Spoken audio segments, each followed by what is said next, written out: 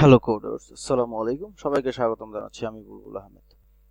অ্যান্ড্রয়েডের Bangla video টিউটোরিয়ালে আজকে আমরা দেখব জাভার দুইটা টপিকস নিয়ে। একটি হচ্ছে সুইচ স্টেটমেন্ট, খুবই ইম্পর্টেন্ট একটা টপিক। সুইচ স্টেটমেন্ট এটা আমাদের অ্যান্ড্রয়েডে খুবই কাজে লাগবে।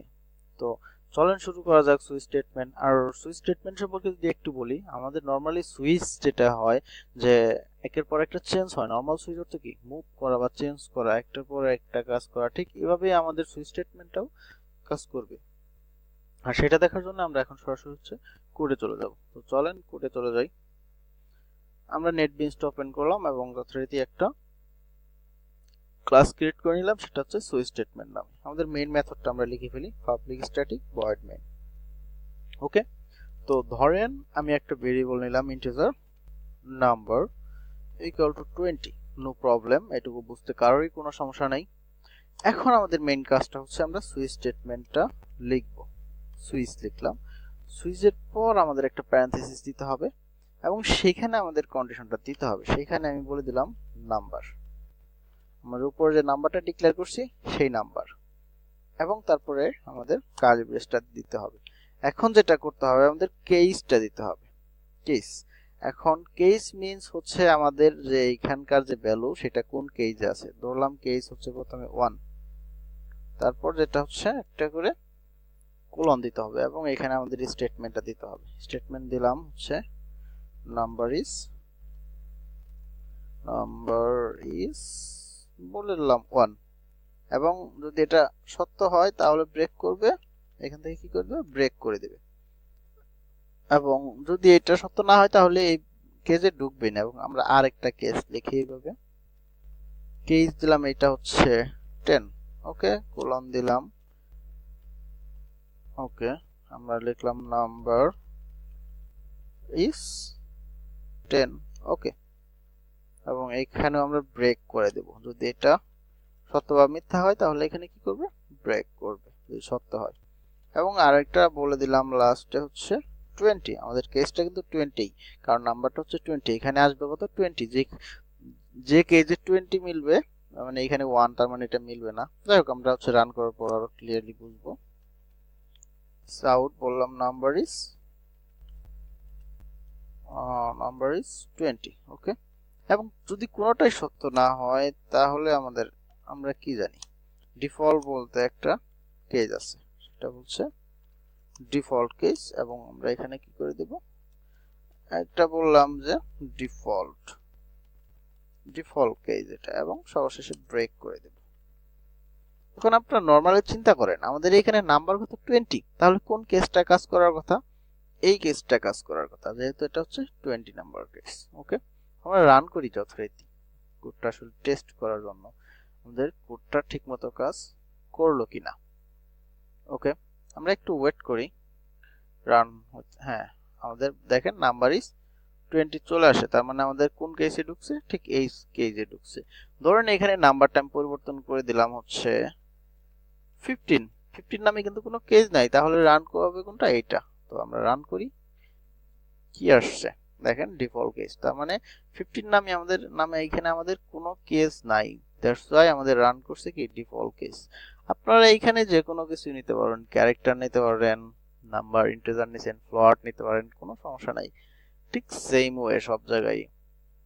তো আশা করি বুঝতে পারছেন। যেমন আপনি চাইলেন যে আপনি ক্যারেক্টার নেবেন এখানে, তাইলে এখানে আমাদের কি করতে হবে, ক্যারেক্টার ইকুয়াল টু ধরেন সেইস নিলেন এখানে, এবং এখানে বলে দিলেন আমরা ক্যারেক্টারটা কি কোনো সমস্যা নেই, এবং এখানে জাস্ট সিএইচটা দিলেন।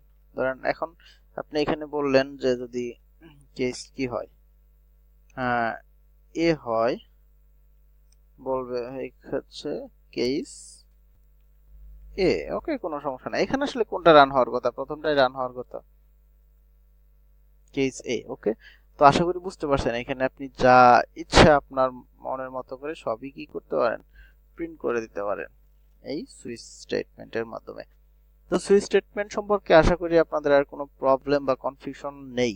আর যদি কোনো কনফিউশন থাকে অবশ্যই আমাকে নক করবেন বা কমেন্ট করতে পারেন, আর ফেসবুকে আমাকে ডিরেক্টলি নক করতে পারেন। ওকে, তো আমরা সুইচ স্টেটমেন্ট দেখলাম। এখন আমরা নেক্সট স্লাইডে চলে যাচ্ছি। এটা হচ্ছে লুপিং, খুবই ইম্পর্টেন্ট। একদম বলতে গেলে আমরা যদি অ্যান্ড্রয়েড ডেভেলপমেন্ট করি সবথেকে বেশি যে স্টেটমেন্টটা ইউজ করতে হবে সেটা হচ্ছে লুপিং। এটা খুবই ইম্পর্টেন্ট একটা টপিকস। ওকে, তো আমরা সরাসরি আইডিতে চলে যাচ্ছি এবং যাওয়ার পর এখানে একটি ক্লাস ক্রিয়েট করব, সেটার নাম দিচ্ছি লুপিং। ওকে, কোনো সমস্যা নেই, আমরা ক্লাসের নাম দিতে পারি লুপিং। ওকে, এবং আমি আমাদের মেইন মেথড তৈরি করে নিয়ে যাচ্ছি। তার আগে লুপিং নিয়ে যে একটু কথা বলি, সেটা হলো লুপ বলতে আসলে কোনো একটা চক্র বোঝানো হচ্ছে। যেমন একটা চক্র ঘুরতে পারে যে কোনো সময়, আমরা অনেক চক্র জানি। যেমন একটা পানির চক্রের কথা যদি চিন্তা করি, পানি প্রথমে কি বরফ থেকে তরল, তরল থেকে বাষ্প, একটা চক্রাকারে আবার সেই তরল। এখানে 3টা স্টেপে কিন্তু কাজ হচ্ছে, তার মানে টোটাল সাইকেলের সংখ্যা হচ্ছে 3। সে 3বারই কাজ করবে, ব্যাপারটা এরকম। যেমন হচ্ছে প্রাথমিক অবস্থায় পানি কি থাকে, বরফ থাকে। বরফে আমরা কি প্রয়োগ করছি, টেম্পারেচার, তাপমাত্রা দিচ্ছি। আবার সেই পানি হচ্ছে বরফ থেকে, বরফকে তাপ দেওয়ার পরে পানি হচ্ছে, আবার সেই অবস্থায় কিছু কাজ করা হয়। আবার সেখানে আরো 100°C তাপমাত্রা দিলে সেটা বাষ্পে পরিণত হচ্ছে। এই যে আমাদের যে একটা স্টেট বা আমাদের টোটাল হচ্ছে একটা সাইকেল, এবং এই সাইকেলের ভিতরে একটা কি হয়, কিছু কাজ হয়, সেটা হচ্ছে লুপের ভিতরে কোনো কিছু কাজ। আমাদের টোটাল কাজটা হচ্ছে একটা লুপ, এবং লুপের ভিতরে যে কাজগুলো হয় সেটা হচ্ছে আমাদের ইনসাইড অফ দ্য লুপিং। ওকে, তো আমরা লুপ কিভাবে লিখতে হয় সেটা আমরা দেখব। তো আমরা ফর লুপ নিয়ে কাজ করব বলছিলাম, সরি। তো ফর লিখবেন প্রথমে, তারপরে এখানে আপনাদের ইনিশিয়াল অবস্থায় একটা মান দিতে হবে যে কত থেকে আমাদের লুপটা চলবে। যেমন আপনি চাচ্ছেন যে 1 থেকে 10 পর্যন্ত আমার একটা নাম্বার প্রিন্ট হবে, 1 থেকে 10। আপনি কিন্তু নরমালি 1 থেকে 10 এমনিও প্রিন্ট করতে পারবেন। যেমন সিস্টেম ডট আউট এভাবে লিখলেন 0, system dot out 1, system dot out 2 এভাবে লিখলে কিন্তু অনেকগুলো লাইন চলে আসছে। বাট এই যে এই প্রবলেমটা ফিক্সড করার জন্য আসলে আমরা ফর লুপ ইউজ করব, যে আমি এক লাইন কোড করেই 1 থেকে 10 পর্যন্ত কি করব, প্রিন্ট করব। ওকে, যেমন হচ্ছে আমি চাচ্ছি যে 1 থেকে 10 পর্যন্ত প্রিন্ট করতে। আপনারা নরমাল যখন প্রিন্ট করবেন 1, এইভাবে প্রিন্ট করবেন। যেমন এখানে 2 দিলেন, 2, এখানে 3, এখানে 4। ওকে, আমি যদি এটা রান করি তাহলে কি হচ্ছে, 1 2 3 4 প্রিন্ট হচ্ছে। বাট আমি দেখেন এখানে লাইন কিন্তু অনেকগুলো হয়ে যাচ্ছে। বাট আমি এরকম লাইন চাচ্ছি না, এত বড় লাইন। আমি একটা লাইনের মধ্যে সব কাজ করতেছি, বাট এখানে 4টা লাইন খুবই সিম্পলি রান করতে চাচ্ছি। যদি আমি এখানে 100 লাইন চাই, যে 100 লাইন আমি এভাবে প্রিন্ট করব, তাহলে এভাবে যদি কোড লিখি তাহলে কি কোডের কি বলে এটা আসলে যে পড়বে কোডটা তার কাছেও একটা কি ব্যাপারটা আসলে ভালো হবে না। এতগুলো কোড লেখা আসলে এইভাবে পসিবল না। বাট আমরা যদি চাই যে একটা লাইনের মধ্যে সবগুলা 100টা লাইন 1 থেকে 100 পর্যন্ত প্রিন্ট করে, তাহলে ব্যাপারটা কিন্তু অনেক ইজি হয়ে গেল। আর এই যে প্রবলেম চলে আসছে, এই প্রবলেমটা ফিক্সড করব আমরা ফর লুপের মাধ্যমে। ওকে, আমরা ফর এভাবে লিখব। প্রথমে ইনিশিয়াল কত থেকে আমাদের লুপটা চলবে, আমি চাচ্ছি 1 থেকে শুরু হবে এবং কত পর্যন্ত প্রিন্ট হবে, 10 পর্যন্ত।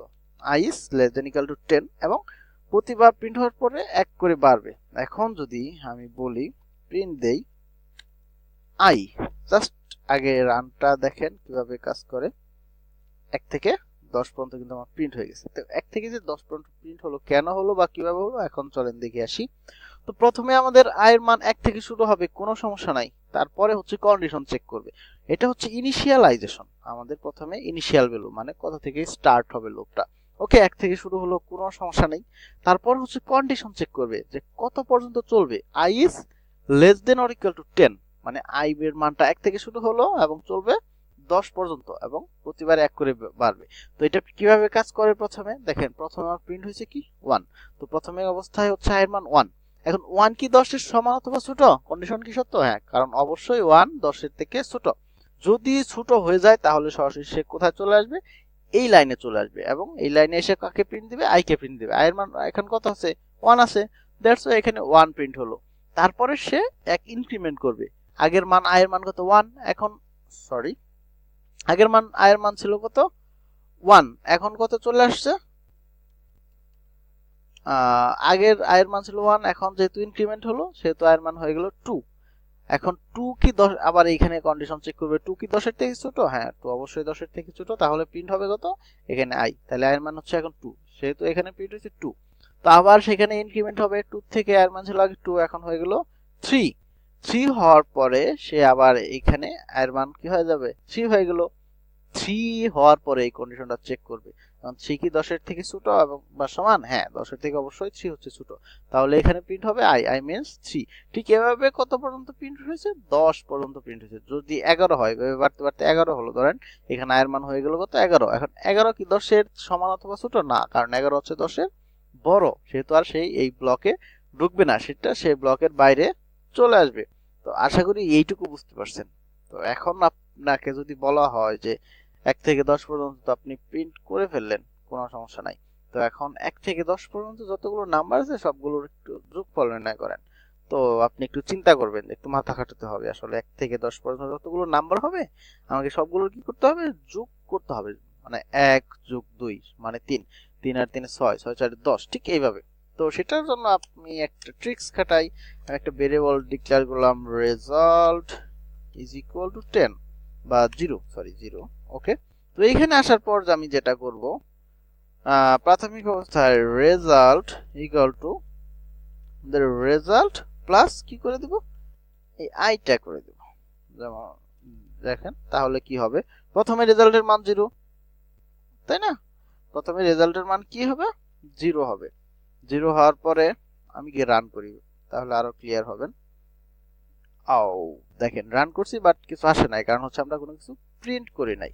এখন জাস্ট রেজাল্টটাকে আমরা প্রিন্ট করে দেব, CULT, ওকে।